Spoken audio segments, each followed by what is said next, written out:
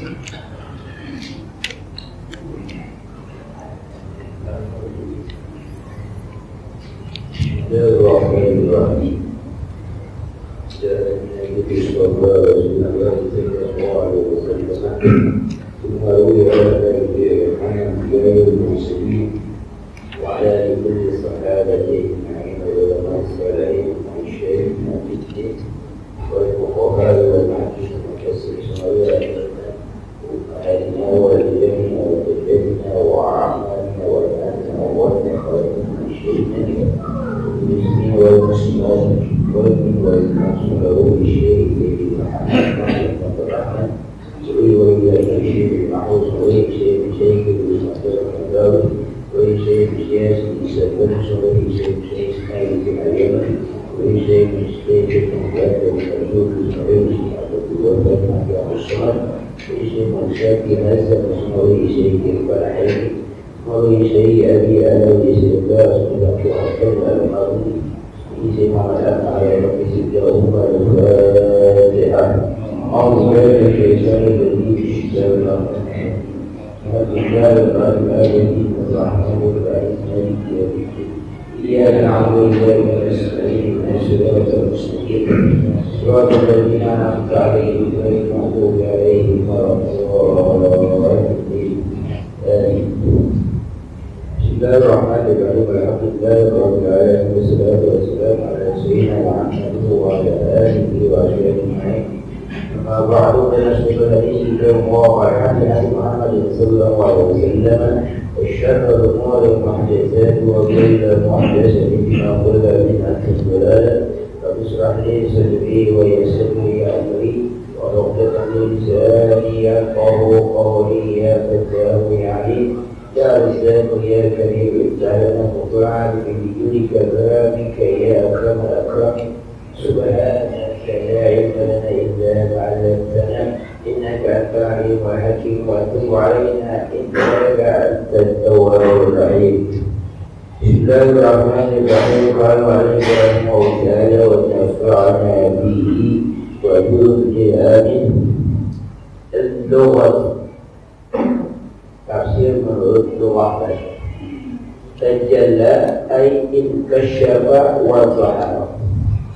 Arti tajalla yaitu ayat atau ayat wan-nahari la tajalla artinya inkasyafa terbuka wa zahara dan dia jelas. Wan-nahari la tajalla artinya siang apabila dia sudah terbuka, sudah jelas. Syakka inna syak yakun syakka, makna syakka adalah mutafarriqun wa mukhtalifun, itu yang berbeda-beda ya. Mutafarriq dia terpecah-pecah, mukhtalif yang berbeda-beda, jadi bermacam-macam. Inna syak yakun syakka, semuanya jalan kami itu bermacam-macam ya, berlainan-lainan. Jadi apa? Tidak satu jalan, tidak sama. Al-husna, apa itu husna? Kalimatul husna wa hiya kalimatul tauhid. Yang dimaksud al-husna adalah kalimat yang baik. Apa itu kalimat yang baik? Yaitu kalimat tauhid. Wa saddaqa bil husna, wa saddaqa bil husna wa kadzdzaba bil husna. Mengatakan al-husna ay kalimatul husna wa hiya kalimatul tauhid. Artinya wasaddaqa bil husna, yang mempercayai akan kalimat tauhid. Sebaliknya wa kadzdzaba bil husna, artinya dia tidak percaya atau mendustakan dengan kalimat tauhid. Al-Isra, apa itu maksud al-Isra? Al-khaslatul mu'addiyatu ila al-isri war-rahati wa hiya. Kata Isra ya ada di dalam redaksi atau ayat yang menyatakan fasal yassiruhu lil yusra. Apa itu yusra? Yusra adalah khasbatul mu'addiyah bil yusri, yaitu cara berjalan yang menempuh kepada kemudahan warahati. Rahati sama kemudahan, rahati istirahat di orang kemudahan. Apa yang dimaksud dengan yusra adalah al-jannah. Itu dimudahkan oleh Allah ketika wasfasayun basal yusrul yusra, yang sebelumnya ada basal yusrul yusra, maka kami mudahkan dia untuk mencapai jalan kemudahan. Yang Allah berikan adalah memudahkan caranya. Allah mudahkan, kami mudahkan dia untuk mencapai jalan kemudahan. Nanti ada yang usra, fasal yasirul usra, kami mudahkan dia untuk mencapai jalan kesulitan. Jadi yang dikehendaki, yang diinginkan oleh Allah bukanlah pada tujuannya, tapi prosesnya. Allah mudahkan cara dia jalan untuk mencapai tujuan. Maka kami mengatakan kullu yassarun lima khuliqa lahu. Segala sesuatu itu dimudahkan untuk apa dia diciptakan. Kalau memang dia diciptakan oleh Allah Subhanahu wa Ta'ala untuk menjadi orang alim, orang pintar, maka Allah mudahkan jalannya untuk menuntut ilmu. Allah mudahkan dia untuk cepat paham. Kalau Allah takdirkan dia menjadi orang yang kaya dengan cara berdagang, maka Allah mudahkan dia cara untuk mencapai uang atau memperoleh uang, apakah dengan berdagang atau lain. Jadi yang dimudahkan oleh makanya prosesnya, bukan hasil. Jadi ketika Allah takdirkan menjadi orang kaya, sudah jadi kaya sekarang. Kalau duitnya kembali, ya Allah mudahkan cara memproses untuk mencapai kekayaan. Kalau dia memang Allah kehendaki menjadi orang yang mulia, Allah akan mudahkan menjalani jalan mulia. Jadi prosesnya Allah mudahkan. Maka kadang-kadang kita ketika ingin mencapai sesuatu, kalau kita introspeksi, kayaknya kok mudah ya, kita ini proses mudah kok. Ya, mungkin itulah yang Allah kehendaki, jangan Allah mudahkan. Ketika kadang sulit jalan kita tempuh, akhirnya mantap di tengah jalan, ya mungkin itulah yang Allah kehendaki supaya tidak sampai pada tujuannya. Jadi yang Allah lakukan adalah prosesnya. Maka ada yang mengatakan, ya tidak ada syariat bulan kun fayakun, tidak ada syariat kun fayakun, kun jadilah fayakun, itu pakai firman. Emang pakai film boleh. Jadilah, maka dia akan jadi. Jadi enggak salah. Allah akan jadi manusia jadi pembantu. Fayakun itu adalah dia yang film boleh. Dia berproses akan jadi. Jadi enggak kun pakana. Jadilah takdir tadi. Jadi kata tidak arada syai'an ayyakula kun fayakun. Fayakun itu adalah proses. Bukan berarti ketika dia misalnya ngasih uang sekian, dia ada misalnya ngasih 10.000, langsung dia bisa diminta lagi, itu dulu. Ya, kan gitu ya. Orang itu menggandakan uang, taruh di peti, uangnya 1 juta, nanti 10 juta, itu dulu. Proses yang melakukan adalah berapa? Dengan ada syarat, maka fayakun yang akan diidaman. Jadi pada masa ini dan masa yang akan datang, walau mustaqbal, tidak walau mustaqbal sekarang yang akan datang. Jadi fayakun berproses. Maka ayat ini nanti menjelaskan bahwa yang Allah mudahkan caranya dia untuk mencapai jalan itu. Cara jalan yang Allah berikan, tunjukkan jalan supaya mudah mencapai jalan. Bukan ujuk-ujuk tiba-tiba hebat ya, langsung di presiden. Enggak, proses dulu. Jadi apa kalau presiden DRT ya, tanggal DRT DRW ulang lama juga proses, tapi proses mudah ya. Iya, itu mau kendali. Nah, kalau memang prosesnya sulit, mungkin jalan itu memang sulit dan mungkin kalau mendaki itu mencapai ke arah sana. Ya, maka al-yusra nanti adalah sesuatu yang mudah mencapai kepada kemudahan atau surga. Allah berikan dia petunjuk jalan untuk mencapai ke surga. Sedangkan al-khusratul mu'addiyah itu adalah muslim wasyiddati wahiyah. Itu jalan yang menyampaikan kepada apa? Kepada kesulitan. Apa itu? Ya. Pada ayat selanjutnya dia kata taradda. Idza wa ma yunanhu maluhu idza taradda. Taradda ay halaka wa saqata fil hawiyah. Jadi maksud taradda adalah halaka, sudah binasa, sudah mati, wa saqata fil hawiyah. Dia sudah jatuh ke dalam neraka hawiyah, wa ma yunanhu maluhu, maka hartanya tidak bisa menolong dia. Ketika dia sudah halaka, dia sudah mati, sudah binasa, dan sudah sampai ke hawiyah, sudah jatuh ke neraka hawiyah. Wa ma yughni anhu maluhu idza, hartanya tidak bisa mengkayakan dia, tidak bisa menolong dia. Harta yang dimana? Harta yang di dunia. Maka ketika Harman, apakah engkau harta yang kau miliki itu, yang kau senangi, apakah harta yang ada pada saat itu, atau harta yang apa? Harta yang sudah kau gunakan, tak masalah, ya harta yang ada. Harta kamu itu sebenarnya yang sudah kau pakai, yang kau gunakan, itu harta kita. Yang masih ada belum tentu jadi harta kita. Sebanyak apapun harta kita, belum tentu jadi milik kita. Ketika uang 10.000 di kantong kita, sebelum itu dibelajarin, belum jadi milik kita. Siapa tahu kita problemasi itu 10.000 hilang. Kata kita, dasar bukan rezeki. Tapi kalau kita sudah belajar, apapun belajarnya, minimal birokok 2 batang, itu udah. Jadi harta yang masih ada pada kita ini juga menjadi harta kita. Berapapun itu, apalagi memang kebutuhannya banyak, ketika kita mati, harta itu bisa apa? Ahli waris. Mereka yang memiliki dia mengapain kita selama mereka.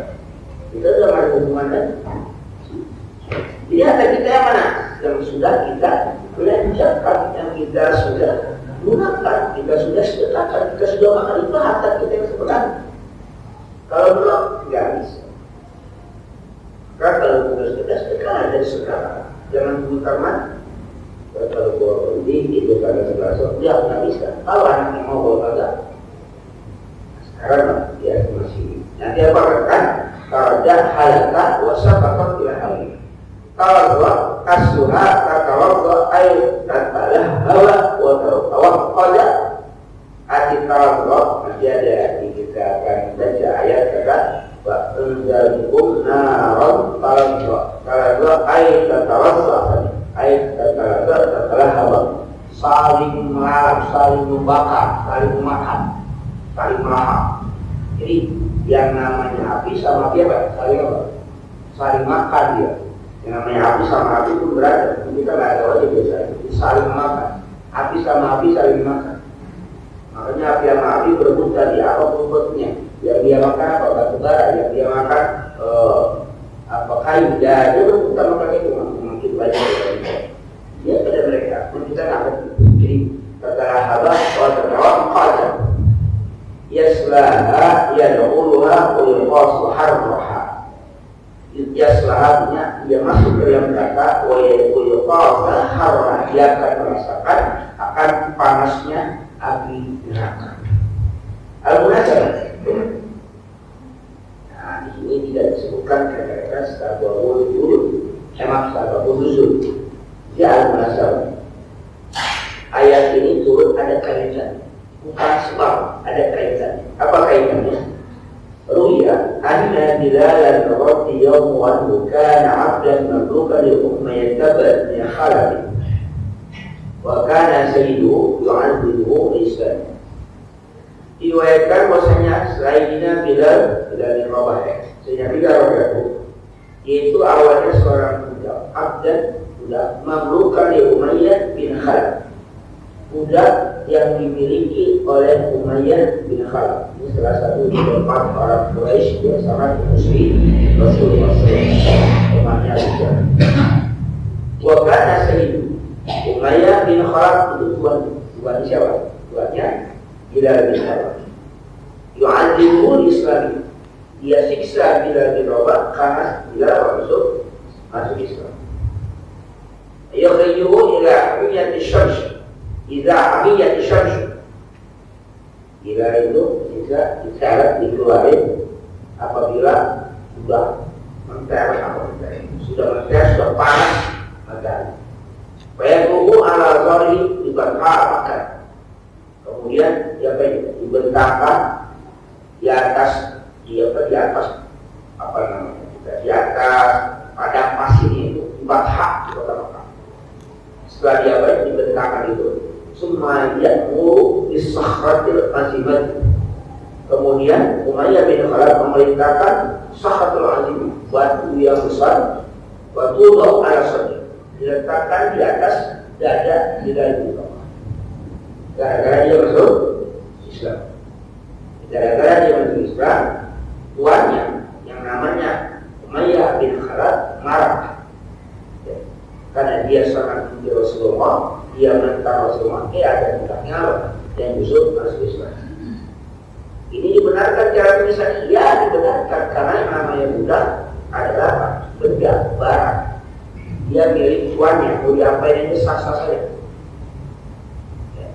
Dia barang, jual belikan, bisa jual belikan. Jadi ketika dia bisa macam itu sah saja, nggak ada yang tahu, nggak ada. Hal ini menjadi pribadi dia, ibarat kata kalau dia punya binatang dia mau dia sembelih, dia mau rawat terserah yang mau. Nah, Bilal dilepas siksaannya dengan cara dijemput di tengah padang pasir, dibentangkan dia, al-azhar di atas punyanya, kalau kita al-azhar itu dicelentangin ya gitu. Ini ada di atas maksudnya dicelentangin. Di atas umum di bawah dicelentangin. Kemudian ketika dicelentangin di atas dadanya ditaruh batu yang besar. Sumayaqul. Kemudian Umayyah bin Khalaf ngomong kepada Bilal bin Rabah, la tazalu hakadha hatta tamuta aw takfura bi Muhammad. Kamu akan begini terus sampai kamu mati atau sampai kamu kufur lagi kepada Muhammad. Jadi dia akan dibentangkan di tengah padang pasir, dia akan dicelentangin, di atasnya ditaruh batu besar. Ya subhanallah, di padang pasir udah panas, di tengah terik panas matahari, ditaruh batu gede lagi. Perjuangan seorang Bilal bin Rabah yang kemudian terabadikan namanya sampai sekarang. Dimanapun siapapun pasti kenal dengan Bilal. Makanya namanya terpampang. Bilalnya bulat. Ya, muadzinnya Bilal Imam Khalid itu Bilal. Itu Bilal nggak tahu bahasa dari mana, tapi itu asal muasalnya nama Bilal. Karena dialah muadzin Rasulullah SAW di Mekah Madinah. Maka orang yang ada disebut apa? Bilal. Dan dia itu nama beliau. Sekarang orang yang ada disebut apa? Bilal. Orang diriwayatkan berkulit hitam, juga begitu. Seorang budak, tapi dia begitu terhormat.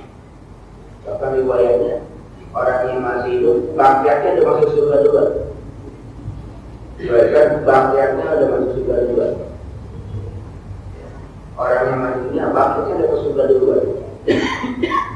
Dan sampai sekarang diabadikan. Kenapa? Karena Islam menilai orang bukan berdasarkan keturunan.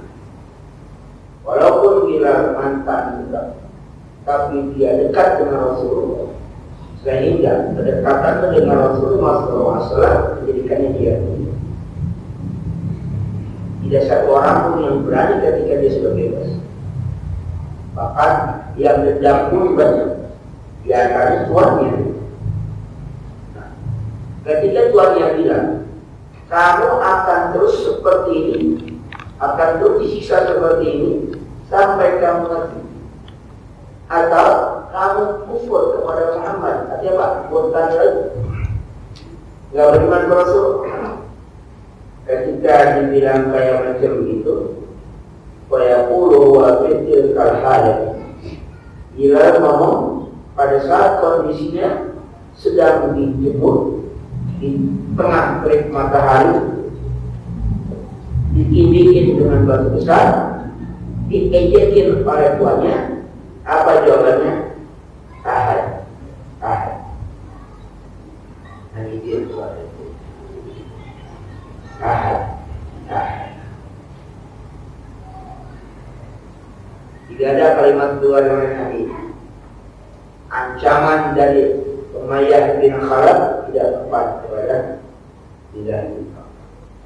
Panasnya matahari, siksaan yang dahsyat tidak menggoyahkan iman.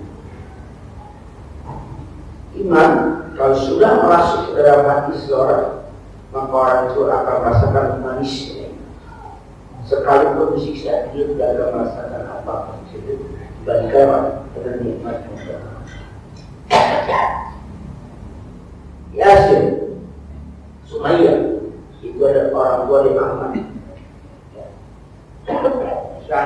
Syahidah pertama dalam Islam adalah Sumayyah, ibunya Ammar. Itu berbuka, tapi Sumayyah dan Ammar dari Yasin, suaminya, mereka syahid. Sumayyah disalib, kacang di tengah panas matahari, ditusuk dari kubur, tembus sampai ke itu ibunya Ammar. Ayahnya sama, disiksa juga syahid. Ketika Ammar anaknya ini sama, ini masanya sama sejaman dengan Abu Bakar, sejaman dengan Bilal. Tapi Ammar kemudian juga siasat. Apa siasatnya? Ketika diminta untuk mengingkari Nabi Muhammad, dia mau, akhirnya dia ingkari. Artinya dia kufur lagi. Lepaskanlah dia. Kenapa dapat itu? Karena melihat ibunya sudah syahidah, sudah wafat, ayahnya sudah wafat, tinggal dia sendirian. Dia khawatir kalau tidak ada yang selamat, maka tidak ada keluarganya yang beriman lagi. Maka dia cari selamat dengan apa? Dengan bermanis-manis. Ketika tuannya bilang untuk kufur pada Muhammad, dia kufur. Tapi kemudian dia menuju Rasulullah, dia dapat mengadu.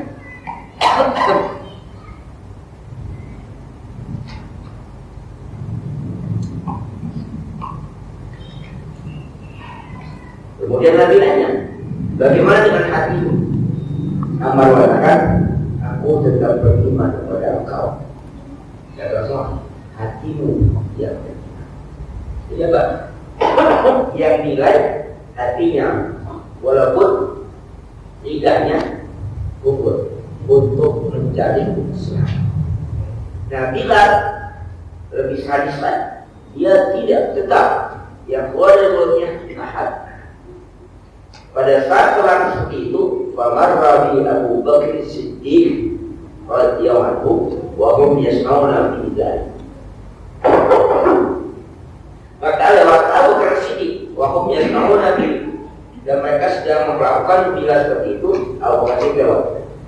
Wa qala Luqman, Abu Bakr mengatakan pada Umayyah bin Khalaf, ala tattaqillaha fi hadzal miskin. Cobalah kau bertakwa pada Allah, pada orang miskin ini. Takut pada Allah, jangan orang susah ini kayak gitu.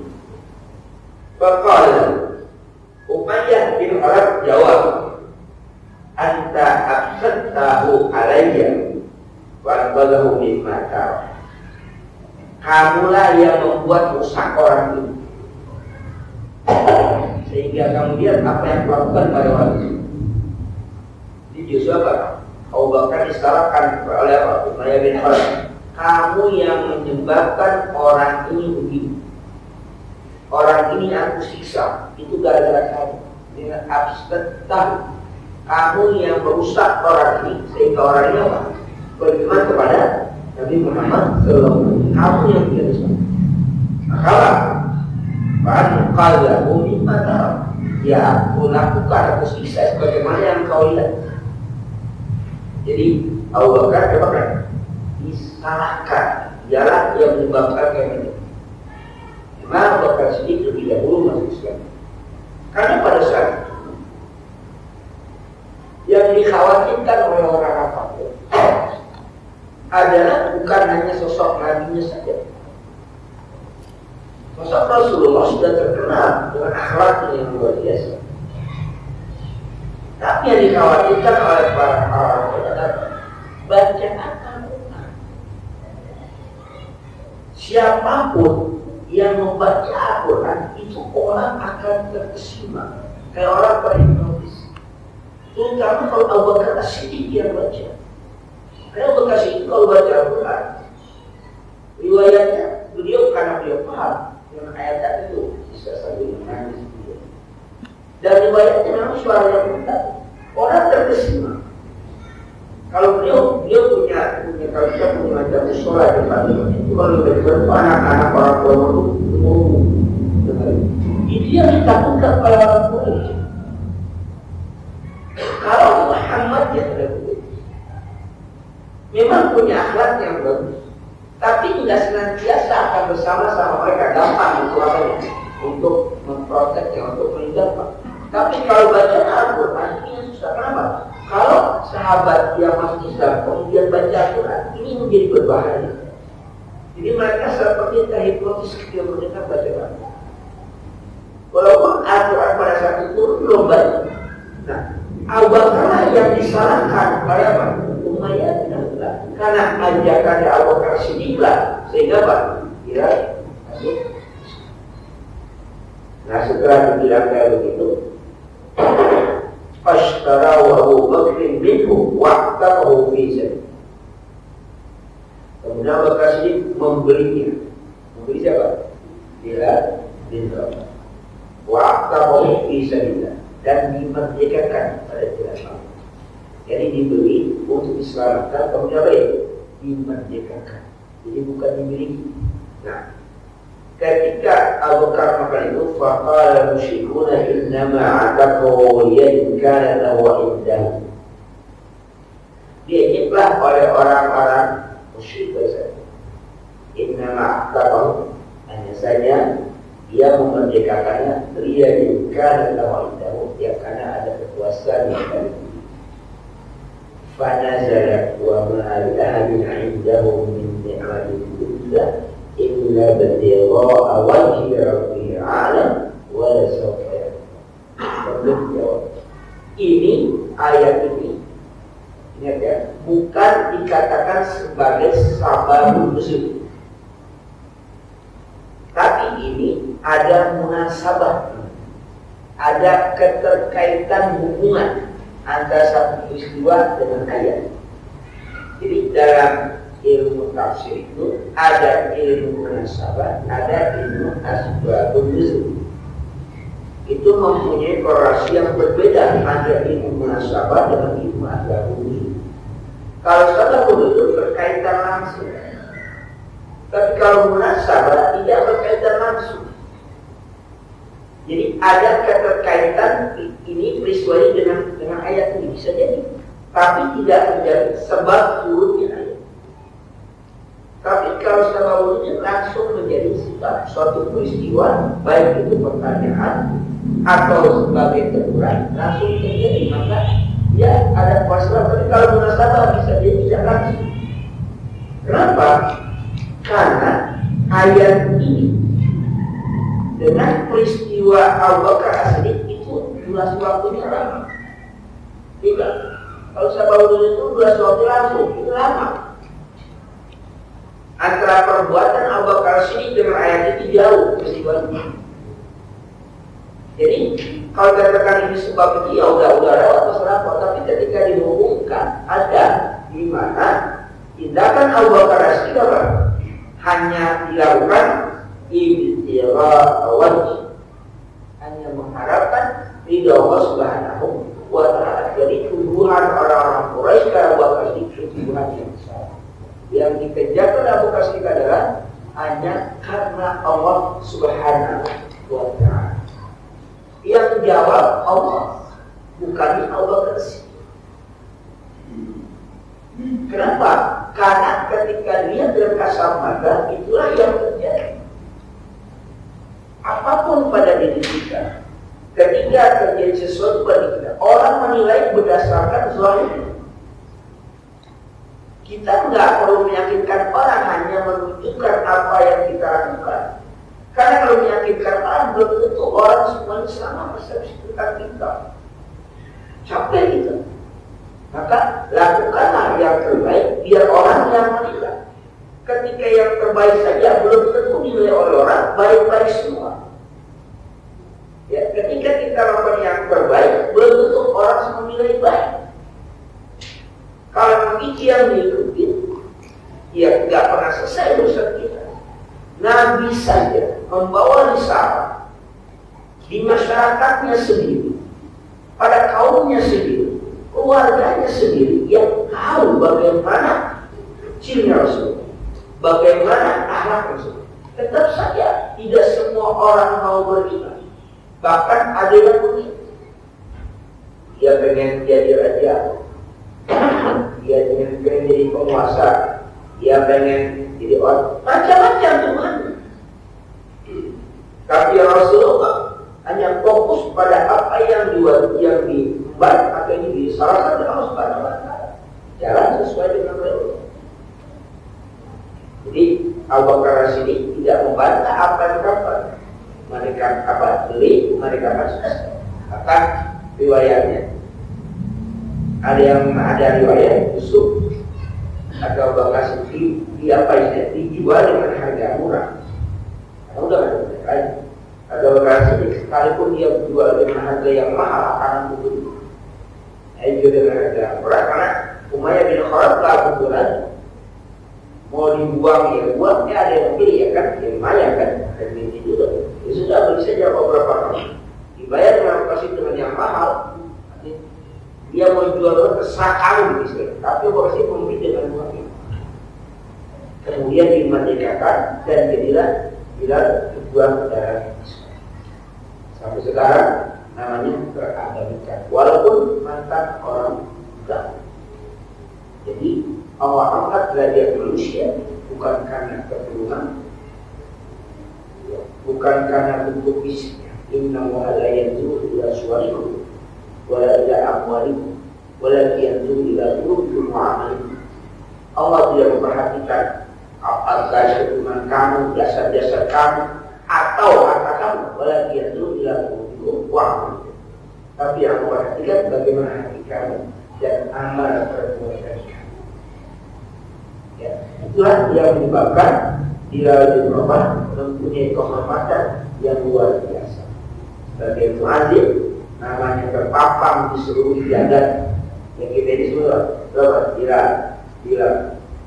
Padahal Bilal itu nama orang. Orang akan bertanya siapa juga dan siapa ada juga. Itu munasabah surah ini dengan apa? Dengan peristiwa Bilal bin Rabah. Tafsir tentang tafsir ayat, tafsir makna.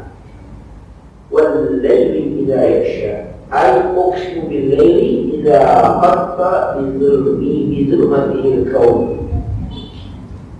Aku bersumpah demi malam apabila telah menutupi dengan gelapnya al-kaun akan segala sesuatu. Di asal kata walaili idza yaghsha, yaghsha itu artinya qatta bi dhulmatihi al-kawn, menutupi wasatarahu satari al-wujuda, dan dia menutupi dengan bayang-bayangnya akan segala sesuatu yang ada. Sebut dengan bayang-bayang di malam itu sekarang disebut menutupi. Malam dengan siang itu kalau dalam Allah masukkan malam ke siang, Allah masukkan siang ke malam. Kalau dalam tafsir itu dengan logikanya, sesuatu yang masuk ke dalam yang dimasukin, tapi yang dimasukkan itu apa? Yang dimasukin lebih besar daripada yang masuk ke minimum. Nah ini, kalau Allah masukkan malam ke siang, maka malam pasti lebih apa? lebih kecil dibandingkan siang. Kamu bisa masuk ya? Kan kan Udi lela binahar itu apa masukkan malam siang, masukkan siang malam. Berarti dalam durasi waktunya antara malam dengan siang itu berbeda. Jadi dia ukuran pas 24 jam, 12 jam. Kenapa teorinya ternyata akan ada Udi lela binahar itu artinya memasukkan malam ke siang, masukkan siang ke malam. Sesuatu yang dimasukkan pasti dia lebih besar daripada yang masuk. Dia nggak akan masuk di sini kalau dia lebih besar. Maka ketika malam masuk ke dalam siang, maka dipastikan waktu siang lebih panjang. Ketika siang dimasukkan ke malam, maka dipastikan waktu malam lebih panjang. Nah ternyata di dunia ini memang ada yang macam itu, ada yang panjang memang ada yang siang lebih panjang, ada yang malam lebih panjang. Itu dengan memahami kata tulis, kata memasukkan. Ya, mufasir sebagai seorang yang ahli bahasanya tidak mengerti tentang realitanya, tapi dengan redaksi itu dipahami bahwa ternyata ada di tempat tertentu yang malam lebih panjang dibandingkan siang, dan juga ada yang siang lebih panjang dibandingkan malam dengan memahami teks. Tapi terkadang kita dalam teks itu bukan nggak paham isyarat yang memberikan, terkadang bagi kita masih apa? Masih sama apa masuk. Maka pertama kali orang paham Al-Quran ada memahami teksnya, memahami arti terjemah itu dulu, baru dia bisa. Itunya belum paham, jangan harap jangan bisa paham. Oh enggak bisa dibaca di terjemah. Terjemah yang ditulis belum tentu. Ingat ya, terjemah itu belum tentu sesuai dengan teks gambarnya. Terjemah itu bagian dari persepsi orang yang membaca, pemahaman. Bisa jadi terjemahan itu berbeda dengan apa yang ada di teksnya. Tapi kalau dalam kajian ilmiah, teks harus utuh, terjemahan harus utuh. Kenapa? Bisa jadi dia menerjemahkan ternyata tidak sesuai dengan teks aslinya. Kenapa? Itu pemahaman sendiri. Jadi dalam walai hidayah syah karena ada menutupi, maka malam itu berarti lebih panjang karena dia apa bisa menutupi. Wan nahari idza tajalla ay wa uqsimu bin nahari idza tajalla wa kasyafa. Aku bersumpah demi siang apabila sudah terang dan terbuka. Kasyafa itu terbuka. Bagaimana bisa dia terbuka sebenarnya? Kasyafa tajalla itu kan tajalla yang muncul. Ada tajalla yang muncul. Siang kok bisa muncul? Ketika dia ditutupi oleh gelap. Kalau kita main petak umpet, kita buka tutup itu kan begitu. Kayak matahari gitu kan, dia tutup dia seperti apa? Itu tutupan. Dia akan terbuka. Redaksi ini oleh orang-orang ahli pada bidangnya, maka dia akan memahami tidak seperti kita memahami teksnya, tapi dengan ilmu pengetahuan. Berarti proses malam berganti siang atau sebaliknya, tidak proses yang secara instan, jadi tidak berproses. Bisa jadi di sini apa? Sudah yang kerjakan di bawah ini bisa saja. Ada yang barat, tengah dengan timur, barat dengan tengah bedanya sejam, tengah dengan timur, barat dengan timur 2 jam. Berarti Indonesia saya sudah berbeda kan? Dia akan terus berjalan. Saya pernah mengalami itu beberapa saat yang lalu. Menyampaikan mati seperti apa ya? Saya enak aja. Saya bilang iya kalau itu bisa dulu. Apa itu? Kalau dia bisa mengajar. Ada inklusi di baliknya. Karena kayak itu habisnya aja. Nanti sore sama kami itu pagi dulu. Di daerah timur, bukan di setengah 1. Saya mau setengah 11 terus supaya itu. Kenapa jadi sana? Itu setengah 1. Astagfirullah. Di daerah itu lagi.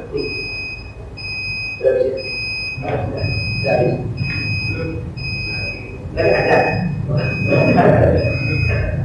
Kalau dari itu kan sudah habis kan? Jadi mau bingung kan?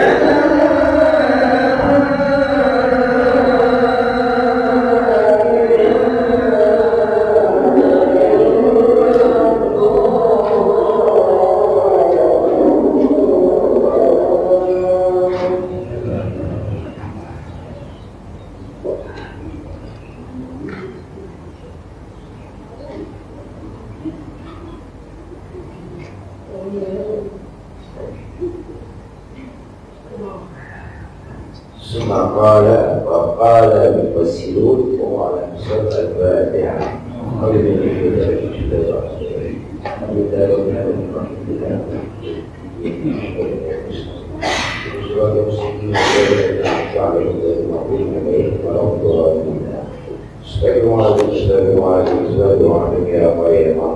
بسم الله الرحمن الرحيم الحمد لله الحمد لله يا ربنا الحمد لله اللهم صل وسلم وسلم على الأخيار سيدنا المختار ولا نهاب آخر عادة ونفعنا الأنتهى وعلمنا ما يقال والحكم أيضا يقال وسيدنا وهذا أعوذ بالله وحكم أيضا في أوطان ذكر قبل النار لباس وربنا سبيلا ولتنزيل على الموضوع أولادا صالحا فكيا عليما حكيما أعلما فما كثيرا وتقبل منا إنك أنت الكريم وإنك أنت الرحيم اللهم أحسن عاقبتنا في الدنيا وأجرنا من خزي الدنيا عبادنا ربنا آتنا في حسنة واغفر الآخرة صلى الله على محمد وعلى آله وسلم بسم الله الرحمن الرحيم والحمد لله رب العالمين